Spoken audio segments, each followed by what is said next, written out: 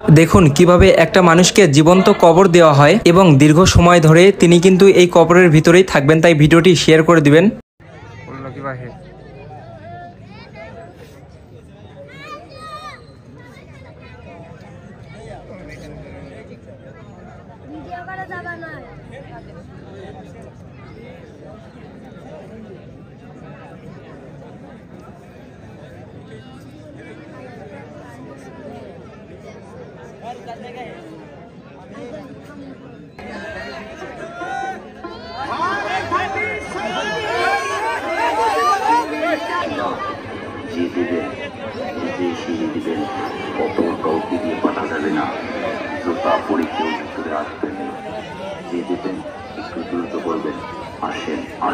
মানুষটি কিন্তু এখনো ওই কবরের ভিতরেই আছে। এইভাবে ব্ল্যাকমেল করে মানুষের কাছ থেকে টাকা আদায় করা কতটা যৌক্তিক অবশ্যই আপনারা কমেন্ট করে জানাবেন এবং ভিডিওটি বেশি করে শেয়ার করে দিবেন। ধন্যবাদ।